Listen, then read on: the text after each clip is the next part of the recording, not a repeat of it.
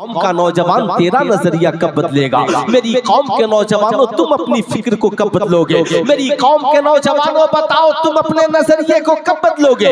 आपसे मैं पूछना चाहता हूँ, याद रखिएगा आप साहब, कुरान कहता है तिबियानन लिकुल्लि शैइन, हर चीज का रोशन बयान कुरान में मौजूद है। अल्लाह अकबर। आज मुसलमानों को सारी दुनिया में सारी दुनिया में मुसलमानों को लंबी लंबी रातें मोबाइल पे गुजारने के लिए वक्त है, मगर कुरान पढ़ने के लिए वक्त नहीं है। एक है जरूरत और एक है ख्वाहिश। जरूरत गरीबों की भी पूरी हो जाती है और ख्वाहिशें बादशाहों की भी पूरी नहीं होती। हजारों ख्वाहिशें ऐसी कि हर ख्वाहिश पे दम निकले, बहुत निकले मेरे अरमा फिर भी कम निकले। एक इंसान गरीब है, पैदल चलता है, सोचता है साइकिल मिल जाए, साइकिल मिल गई, सोचता है मोटरसाइकिल मिल जाए, मोटरसाइकिल मिल गई, सोचता है फोर व्हीलर हो जाए, फोर व्हीलर हो जाए, सोचता है अब जरा लग्जरियस कार हो जाए। साहब जैसे जैसे मिलती चली गई ख्वाहिशें बढ़ती चली गई। इंसान कब्र की आगोश में चला जाएगा। ख्वाहिशें न मर्दों की पूरी होंगी, ख्वाहिशें न औरतों की पूरी होंगी। याद रखिएगा, मगर जरूरत किसी की रुकती, जरूरत किसी की रुकती नहीं है। एक गरीब शख्स है, बीमार पड़ गया, पैसा इलाज के लिए नहीं है। इमाम साहब को पता चला, मौलाना मंसूर साहब को पता चला, कहा ए बस्ती वालों, अपने गांव का एक इंसान है, बड़ा नेक है, माली एतबार से कमजोर है, बीमार पड़ गया है, अच्छे इलाज की जरूरत है। क्या ही अच्छा होता हम सब मिलकर उसका इलाज करा देते। पैसे एक नहीं थे, पूरे बस्ती वालों ने जमा होकर उसका इलाज करा दिया। जरूरत गरीबों की भी पूरी हो जाती है, मगर ख्वाहिशें बादशाहों की भी पूरी नहीं होती। अगर आज हमारी कौम की बेटियां ख्वाहिशों की तकमील के लिए गलत चैनलों का इस्तेमाल कर रही है, आज हमारी कौम के नौजवान सिर्फ गंदे ख्वाहिशात की तकमील के लिए यूट्यूब पे साइट बनाएंगे, हुस्न का मुजाहरा होगा, नाचेंगे गाएंगे, न जाने क्या क्या बनाएंगे। हो सकता है मेरा चैनल चल जाए, मैं करोड़पति बन जाऊं। आज साहब जो ही मोबाइल खोलिएगा, बड़े बड़े जिसे आप दुनियावी स्टार कहते हैं, कोई साहब गेम का प्रचार कर रहा है, ड्रीम 11 का प्रचार, लूडो छक्का का प्रचार, क्रिकेट का प्रचार, कहा हमने करोड़ों कमा लिया। एक साहब मिले मुझसे, कहे मौलाना मेरा घर का एक लड़का पागल हो गया। मैंने कहा वजह? कहा मौलाना साहब उसने मोबाइल के जरिया ये सोचा कि मैं करोड़ों कमाऊंगा, मगर पता चला करोड़ों उसके बर्बाद हो गए, तबाही उसकी जिंदगी में पहुंच गई। मैं आपसे कहना चाहूंगा, याद रखिए अपनी ख्वाहिशात को समेटिए। याद रखिए जिंदगी में आपकी ख्वाहिशें कभी पूरी नहीं हो सकती। गर्मी के कपड़े हैं, जरा ठंडी के हो जाए। जलसे में आए, आपने देखा अल्लामा महबूब गौहर का बेहतरीन लीलन का कपड़ा है, क्या ही बेहतरीन कुर्ता पैजामा, क्या बेहतरीन सदरी और बेहतरीन कश्मीरी टोपी। अब आपके भी ख्वाहिशें, आपके भी दिल में ये बात बैठ गई। अब आपने भी सोचा काश मेरे पास भी ये लीलन का कुर्ता पैजामा होता, मेरे पास भी एक सदरी होती, मेरे पास भी एक बेहतरीन कश्मीरी टोपी होती। लेकिन मैं कहना चाहूंगा ना, ख्वाहिशात को समेटे, जरूरत के मुताबिक जिंदगी गुजारे। अगर आपने ख्वाहिशात को लंबा कर दिया, आप कहेंगे मौलाना फिर करना क्या होगा? यही वजह है, सिर्फ ख्वाहिशात की वजह से बेटा बाप का दुश्मन बना, ख्वाहिशात की वजह से बीवी शौहर की दुश्मन बन गई, ख्वाहिशात की वजह से भाई भाई का दुश्मन बन गया, ख्वाहिशात की वजह से औलादे माँ बाप की दुश्मन बन गई, ख्वाहिशात की वजह से हम एक दूसरे के दुश्मन बन गए, ख्वाहिशात की वजह से। कुरान ने कहा नहन नफ्सा अनिल हवा फइन्नल जन्नता हियल मावा, जिसने अपने आप को ख्वाहिशात से रोक लिया तो ये जन्नत की बहारें उसी के लिए है। मैं आपको बताना चाहूंगा, ख्वाहिशें सिर्फ एक ही जगह पूरी होंगी। आप कहेंगे उस जगह का नाम क्या है? या उसी जगह का नाम जन्नत है। जन्नत में ख्वाहिशें सबकी पूरी हो जाएंगी, जन्नत में कोई टेंशन नहीं होगा। किसकी ख्वाहिश पूरी नहीं होगी? अभी आप जलसे में बैठे हैं, आपने सोचा एक कप बेहतरीन कॉफी मिल जाए, दूध है तो कॉफी नहीं, कॉफी है तो चीनी नहीं, अगर सारी चीजें मिल गई तो आग नहीं है, तो बनाने वाला नहीं। मगर जन्नत में न कॉफी बनाने का टेंशन, न सेब तोड़ करके लाने का टेंशन, ख्वाहिश हुई और खा लिया। ऐ मेरी कौम का नौजवान, सारी दुनिया में जाने का तू प्रोजेक्ट बना रहा है, प्लानिंग कर रहा है। गर्मी की छुट्टी आएगी, पूरा परिवार मद्रास जाएंगे, दिल्ली जाएंगे, लाल किला जाएंगे, कश्मीर की वादी में जाएंगे, फला जगह जाएंगे। बड़ा सुकून मिलेगा, आत्मा को शांति मिलेगी, बड़ा दिल को इत्मीनान मिलेगा।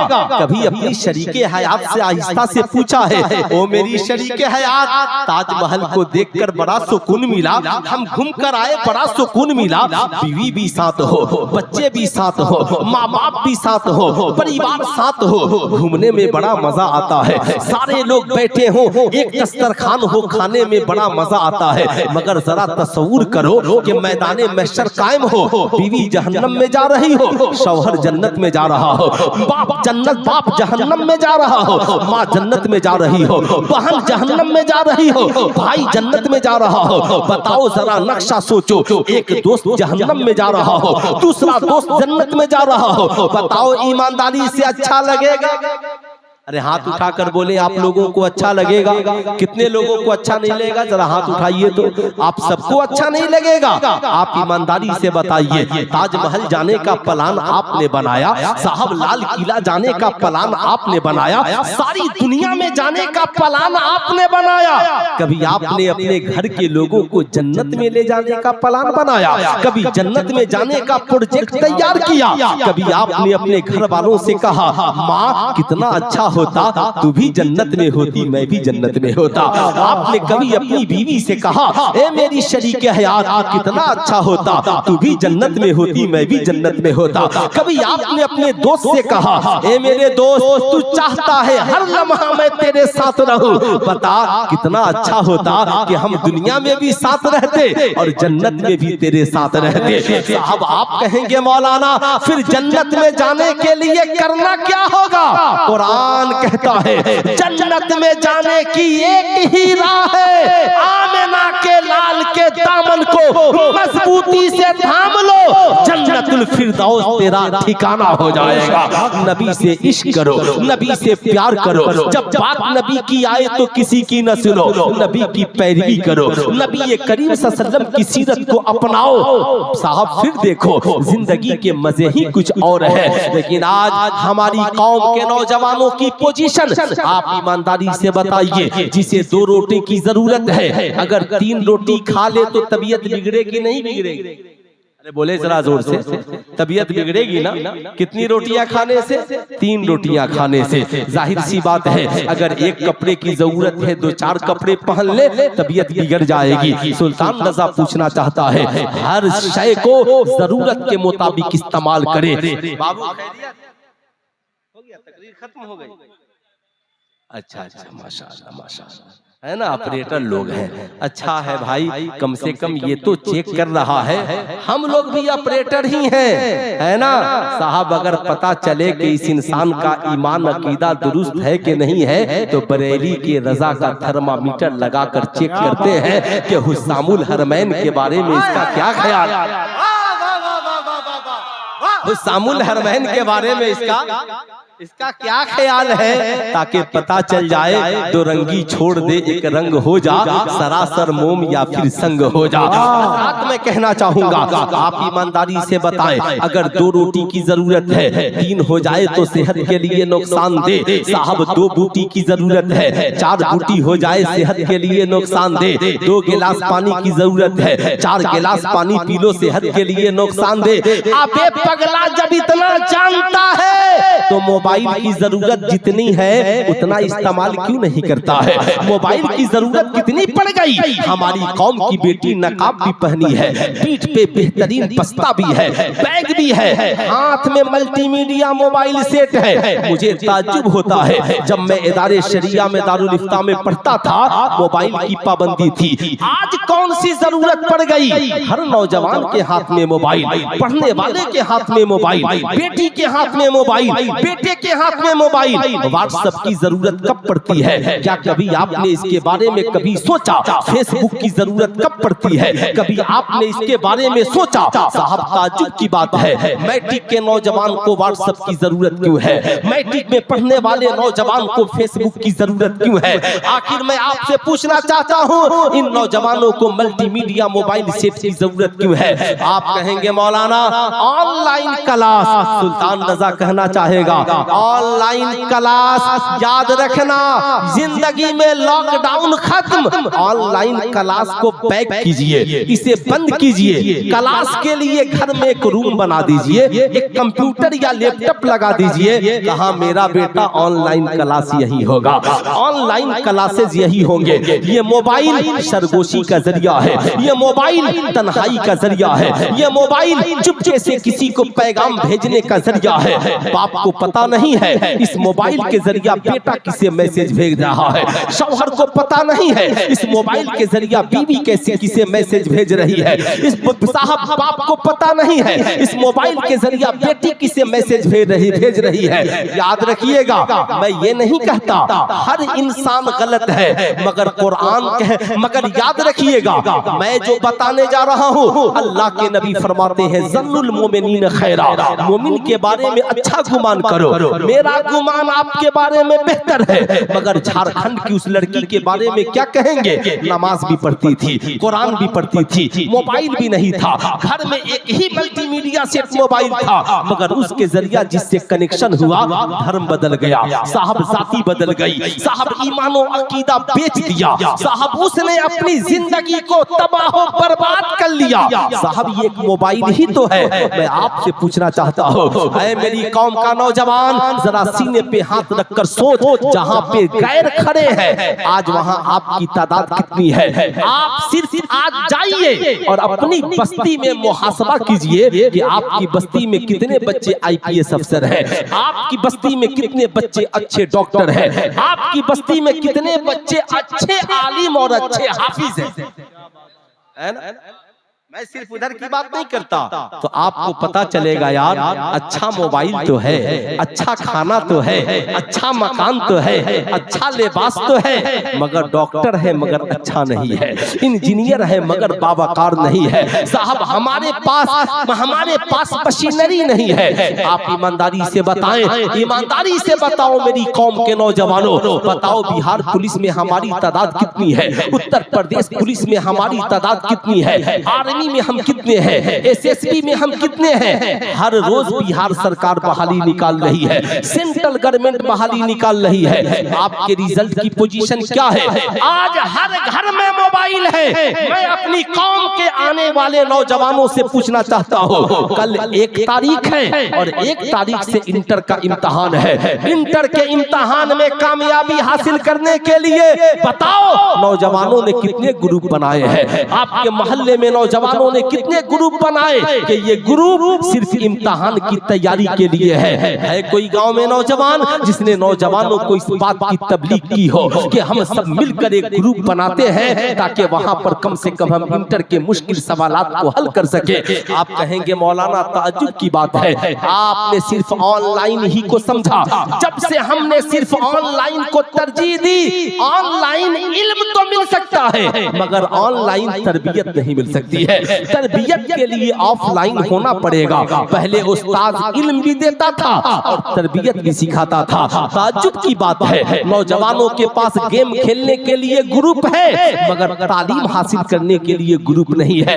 पबजी से लेकर साहब सारे गेम और सट्टा और जुआ लगाने के लिए आपके पास ग्रुप है, गंदी बातें करने के लिए और किसी को ट्रोल करने के लिए, मजाक उड़ाने के लिए आपके पास ग्रुप है, मगर आपके पास कामयाबी के लिए कोई ग्रुप?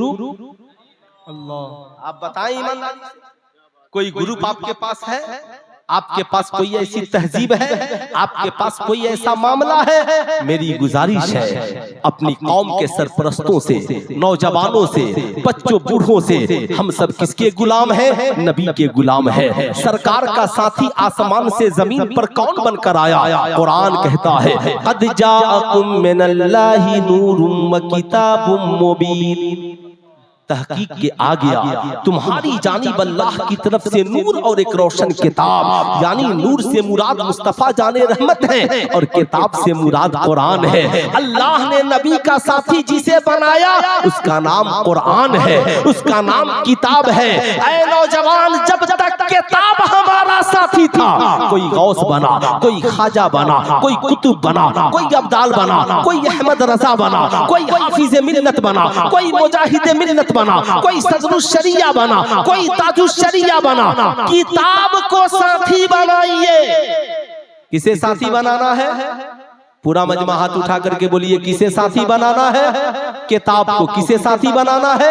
किताब को। किताब को अपनी जिंदगी का साथी बनाइए, हर मैदान में कामयाब होंगे। लेकिन आपने किताब को बगल में दबा दिया, मोबाइल को अपना साथी बना लिया। शैतान हर हमला, हर वक्त इंसान का खुला हुआ दुश्मन है। एक नौजवान मैट्रिक की तैयारी के लिए किताब लेकर बैठा और हाथ में मल्टीमीडिया सेट मोबाइल है। जो ही एक सफा पढ़ा, शैतान ने कहा जरा व्हाट्सएप देख ले दोस्त ने क्या कहा है। अब जो ही किताब खोली, जब तक के किसी दूसरे का फोन, जो ही किताब खोली, जब तक के तीसरे का फोन। ऐ मेरी कौम का नौजवान, याद रखना, गलत रवि से मनाजिल का बोझ बढ़ता है। मुसाफिरों, रवि से कारवां बदल डालो। अगर आपका हश्र यही रहा, आपने अपने मामलात को नहीं समेटा, आप पूछिए बेटी मोबाइल की जरूरत है ना, फिर मल्टीमीडिया सेट किया। तुम जाएगी कोचिंग या स्कूल तो यही न पता करना है कि तुम कहां हो, तो ये सादा मोबाइल भी तेरे लिए काफी है। क्या कल जब मोबाइल नहीं था तो लोग नहीं जीते थे? क्या जब कल हमारे हाथों में मल्टीमीडिया सेट मोबाइल नहीं था तो हम नहीं जीते थे? जीते थे। मगर आज अफसोस है, हमें ये तय करना होगा मोबाइल किसे इस्तेमाल के लिए दिया जाए और किसे इस्तेमाल के लिए नहीं दिया जाए। इसलिए मेरा मशवरा है, पाकिस्तान के एक अजीम मुफक्किर ने कहा कि याद रखिएगा, कल का जो इंसान था आज से 40-50 साल पहले, वो 30 बरस की उम्र में उसे जितनी मालूमात होती थी, आज के लड़के लड़कियों को उतनी मालूमात 15 बरस की उम्र में है। अब याद रखिएगा, जो चीजें उन्हें 30 बरस के बाद जिन चीजों की जरूरत पड़ती थी, आज उन्हें 15 बरस के बाद ही जरूरत पड़ रही है। यही वजह है इस्लाम ने कहा कि याद रखना, बेटा या बेटी जब बालिग हो जाए तो निकाह जल्दी कर देना। अब ताज्जुब की बात है, आज तो साहब हुकूमतें बार बार उम्र बढ़ा रही है, 18 से 20, 20 से 22, 22 से 25, मगर इसके पास हुनर जो है, ख्वाहिशात जो है साहब, ये 56 साला है, 45 साला है। जाहिर सी बात है, जब वक्त से शादियां नहीं होंगी समाज बिगड़ेगा, जब वक्त से शादियां नहीं होंगी रिलेशनशिप बिगड़ेगा। इसलिए जैसे इंसान की सेहत के लिए ग़िज़ा की जरूरत है, वैसे ही इंसानी सेहत की तकद्दुस के लिए वक्त पर निकाह की जरूरत है। अगर आपने निकाह वक्त पे नहीं किया, मगर आज लोग 40 साल बाद कमाएंगे तब निकाह करेंगे, 50 साल बाद कामयाब होंगे तब निकाह करेंगे, 30-35 साल बाद कामयाब होंगे तब निकाह करेंगे, और बड़ा बड़ा मल्टीमीडिया सेट उसके हाथों में पकड़ा देंगे। इस्लाम ने कहा इसकी रोकथाम जरूरी है, वरना याद रखिएगा, ये जो जिनसी, ये जो साहब नफसानी ख्वाहिशात की मार है, कल अंधेरी कोठरी में बह जाएगी और किसी बाप की इज्जत नहीं रह पाएगी। इसलिए मैं आपसे कहूंगा, अगर आज आपने जाविया मुकम्मल नहीं किया, अगर आज आपने इस पे कंट्रोल नहीं किया, आप ईमानदारी से बताएं, एक दौर वो भी था जब बाप उंगलियां पकड़ के सुबह को बच्चों को खिलाता था, 1 घंटा 2 घंटा, साहब ये किताब है, ये पढ़ो, ये खेलो। बाप शाम को बच्चों को वर्जिश कराता था। अब तो बड़ा आसान है, एक घर में जाइए, बाप अलग मोबाइल में बिजी, बेटा अलग मोबाइल में बिजी, बड़े अलग मोबाइल में बिजी, छोटे अलग मोबाइल में बिजी। पहले बूढ़ों को चश्मा लगता था, जब से मोबाइल आया है बच्चों की आंखों में चश्मा देखने को मिल रहा है। ताज्जुब की बात है, मगर आप सब भूल गए। याद रखिएगा, मेरी आपसे गुजारिश है, अगर आपने इस पे कंट्रोल नहीं किया, और आपने ये सोचा बेटा मोबाइल में पढ़ता होगा, शैतान उसे पढ़ने नहीं देगा। बेटी मोबाइल में पढ़ती होगी, शैतान उसे पढ़ने नहीं देगा। इसलिए कि शैतान इंसान का खुला हुआ दुश्मन है। वो शैतानी चाल चल के इसे जरूर भगाएगा, नफरत की आंधी और हवा में बहा देगा। इसलिए आप जरूरत महसूस करें और घर को पाबंद बनाएं। मोबाइल, सारा मोबाइल घर में जब शाम का वक्त हो तो रख दिया जाए। एक मोबाइल माँ या बाप के पास चालू रहे। सारे बच्चे वक्त पे सोने के लिए जाएं। पढ़ने का टाइम हो तो मोबाइल साइलेंट मूड में हो।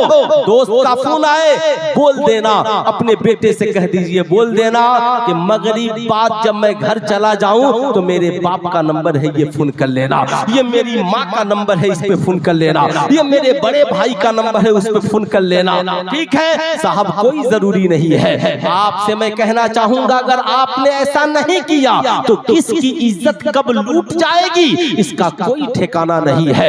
यही वजह है आज जरूरत इस बात की है कि आप ये तवज्जो करें। मदारिस में कितने % बच्चे पढ़ते हैं? मदारिस में 1% बच्चे पढ़ते हैं, मगर कसम खुदा की जब पढ़कर निकलते हैं और बावकार बनकर निकलते हैं तो मदरसे का एक बच्चा पूरे गांव में इनकलाब लाने के लिए काफी होता है। यही वजह है शरीयत कहती है आलिम बनना फर्ज़े किफ़ाया है, इसलिए कि एक आलिम 1000 आबिद पर भारी होता है। एक आलिम 1000 आबिद पर भारी होता है, मगर 1000 आबिद का एक आलिम की सोहबत में रहना जरूरी है। न जाने कब अकीदा खराब हो जाए, न जाने कब ईमान खराब हो जाए, न जाने कब अमल खराब हो जाए। इसलिए सुल्तान रजा कहना चाहेगा, आज जब बात मदरसों की आती है ना, लोग समझते हैं मदरसा इसी का नाम है। शाबान आए तो कुरान खानी कराओ, शाबान आए तो माँ के नाम से तीजा और 40वां कुरान खानी करा लो, बस इसी का नाम मदरसा है। मैं कहूँगा नहीं, जिसने इमाम अहमद रजा खान को पैदा किया उसका नाम मदरसा है। जिसने मुफ्ती आजम हिंद को पैदा किया उसका नाम मदरसा है। जिसने हाफिज मिल्लत को पैदा किया उसका नाम मदरसा है। और जिस अल जामियतुल अशरफिया ने न जाने कितने बच्चों को बावकार बनाया और इस मुल्क में डॉक्टर, इंजीनियर, प्रोफेसर तक बना करके पहुंचाया, साहब उसी का नाम मदरसा मदरसा है। लेकिन आपसे मैं पूछना चाहता हूँ, सवाल ये उठता है, जो भी मदरसे में आता है सबके ज़हन में बस एक बात, अल्लामा महबूब गौहर साहब एक बात बताइए, मदरसे में आप लोग इंग्लिश पढ़ाते हैं? हाँ हाँ मियाँ, अब पढ़ाते हैं। नहीं यकीन तो अभी है ना, मैं मौलाना गुलाम जिलानी अजहरी साहब आएंगे तो आप समझ लीजिएगा। साहब संस्कृत पढ़ाते हैं, किसी चतुर्वेदी को बुलाकर समझ लीजिएगा। कहा साहब मैथ पढ़ाते हैं तो आज साहब हजारों नहीं कई हजार मौलाना स्कूल में पढ़ा रहे हैं। आपसे मैं पूछना चाहता हूँ, अब मदरसे वो नहीं रहे, लेकिन सवाल ये उठता है, मदरसे में हमारी कौम के 1% बच्चे पढ़ते हैं, 99% कहाँ पढ़ते हैं? स्कूल में पढ़ते हैं, कॉलेज में पढ़ते हैं, जहाँ पे साहब जहाँ पे सिर्फ डिग्रियां दी जाती है। मैट्रिक डिग्री है, इंटर डिग्री है, साहब BA डिग्री है, मैट्रिक की डिग्री पे फला नौकरी, इंटर की डिग्री पे फला नौकरी, BEd की डिग्री पे फला नौकरी, DLEd की डिग्री पे फला नौकरी, फला काम पे फला नौकरी। अब ये साहब डिग्रियां तो मिल गई, मगर उस डिग्री वाले को ये पता नहीं है हलाल क्या है और हराम, हलाल क्या है और हराम क्या है। पता चला कि बिहार सरकार परेशान है, डीओ के पास इतना खजाना कहां से आ गया, साहब फला IPS अफसर के पास इतनी दौलत कहां से आ गई। साहब जमाना आज परेशान है कि ये रिश्वत को कैसे बंद किया जाए। तो आज भारत सरकार की नजरें है, कोई अफसर रिश्वत लेते हुए पकड़ा जाए उसे जेल में डाल दो। मगर 1450 बरस पहले, सबसे पहले इस दुनिया में जिसने इस नजरिए को पेश किया कि रिश्वत लेना हराम है, ये नजरिया इस जमीन पर आलम इंसानियत के लिए किसी और ने नहीं दिया, बल्कि आमिना के लाल ने दिया है, मुस्तफा जाने रहमत ने दिया है। रिश्वत लेने वाला भी जहन्नम में जाएगा और रिश्वत देने वाला भी जहन्नम में जाएगा। बहुत उम्दा, वाह माशाअल्लाह, वाह बहुत उम्दा, वाह वाह। नारे तकबीर, नारे रिसालत, अज़मत इस्लाम, रिफ़ात इस्लाम, शौकत इस्लाम।